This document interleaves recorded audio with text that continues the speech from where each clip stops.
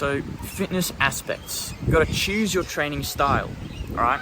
That's very important.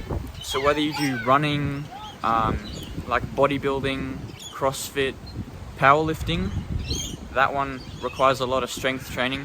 But I'm more into like the weight loss type of area. I'm not sure what you call it.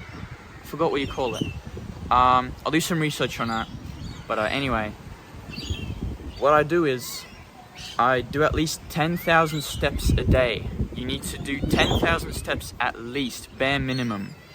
And what that's going to do is that is going to burn a lot of fat. If you do it consistently throughout, say, a whole month, you'll lose, like, say, at least 1 kilogram of fat, along with consistent dieting or just an effective meal plan. Going to the gym, like bodybuilding sports, if you just in general train consistently and stay disciplined, you don't need motivation, you don't need all that crap, alright?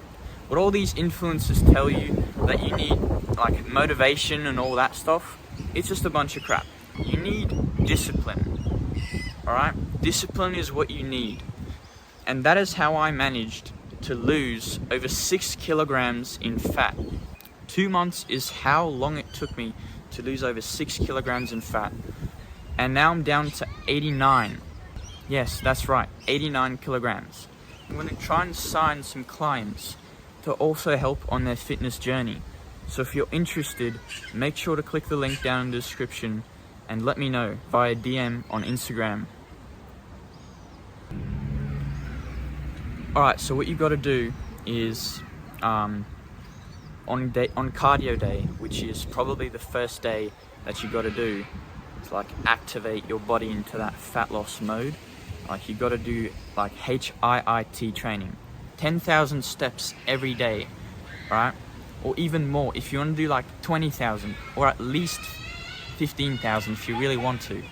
But 10,000 is the bare minimum that you need to do every single day in order to lose fat, along with weight training at the gym. Like, I know bench press isn't that effective, but if you do like more of your upper chest, if you do more of your upper chest, then that's gonna make your chest look a lot more full. And other things is that chest, the best exercise for me is probably dumbbell raises. Whether you have it slanted like that or like just a flat bench, that's going to help a lot with more stability in your chest muscles. It's going to strengthen the tendons here. And what you're going to do is like 3 sets, not till failure, and then another 3 to 4 sets till failure, high intensity. And then another thing that you do after that is you go straight over to the cable flies. You want to set the cable flies to just above your shoulders, like right here. And then you want to like push down, and also sort of bring your arms across, but like swap it between which way you cross it, so it gets that maximum stretch into your chest muscles, and also let it back slowly, so you don't get risk of tearing your chest muscles. All right. The last thing you want is to tear a muscle or injure yourself. That's the last thing you want in the gym. It's better safe than sorry. All right. So another thing that you got to do on the cable flies is have it like, say, just above your knees, the extension bit, and then you do like this thing where you bring it up like that. After your workout, you're gonna go and drink a lot of water. And if you have any supplements like creatine, protein powder, all that stuff, make sure to make use of that, because that is going to be very useful in gaining muscle. Very useful. Another thing is sleep. You got to get the optimal amount of sleep. Like, get in bed at 9 p.m. You have to be in bed by 9 p.m. and you have to wake up before, say, like 7 a.m. Like, what you got to do is you got to wake up, say, at 6:30, and then maybe go for a morning walk when it's not too hot, or when, like, if it's the winter, you just pop some warm clothes on and you go outside to get some vitamin D. Same thing in the summer. You got to go out early when it's not too hot, or in the afternoon when it's not too hot. Never in the middle of the day, because you can risk getting sunburn, and that's dangerous, especially here in Australia. The slip, slop, slap method is very safe. Nutrition-wise, I know I've already kind of spoken about this, but nutrition-wise, a beginner-friendly food to make is omelets. Super easy. You just chop up some bacon, you put it in the frying pan, but don't forget the oil, of course. Not too much oil, because then it's like very oily and stuff. And so you put the bacon in the frying pan, you fry it for a bit till it's done, nice golden brown type of color, and then what you do is you pop, say, an egg or two into the pan, and you fry that, not for very long, because otherwise it'll burn and dry out, and it's not that good after that. But yeah, what you do is you cook it just enough that it's nice and like juicy along with the bacon. You just pop the bacon onto the egg, and then you fold it up and pop it into a plate. So yeah, make sure to slice it in half when you got it on the plate. And another good meal is chicken and rice. Now, chicken and rice is something you can eat for, say, lunch or dinner. There's multiple different variations of chicken and rice. Also, something you can do with chicken and rice is like add some chili sauce. So that's something that's so good with chicken. It's so good. Something else you can do for a meal is, say, steak. I know steak's expensive here in Australia. It's more like a luxury food now that like inflation started to make it rise and stuff, like the prices. But yeah, steak is a very good one.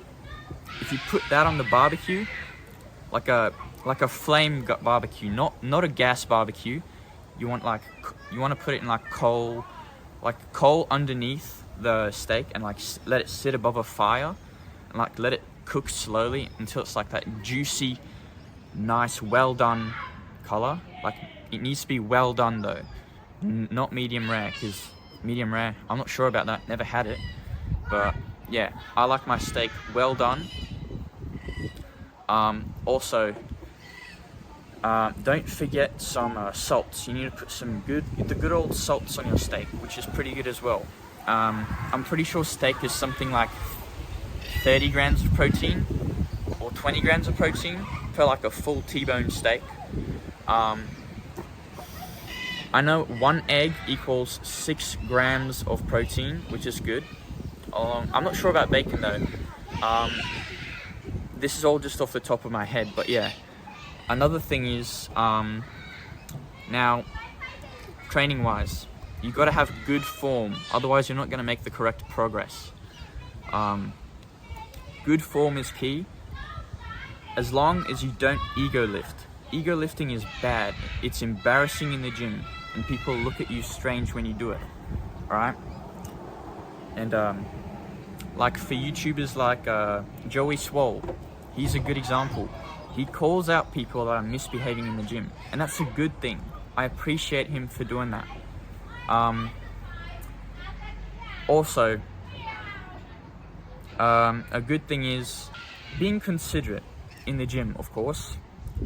Like for example, people like me, people who film in the gym, people who film their workouts, never film other people, always just film yourself. As long as you just film yourself, you're safe, alright? If you want to become a good fitness influencer, then you're not going to do bad things, right? You can't abuse that power in the gym.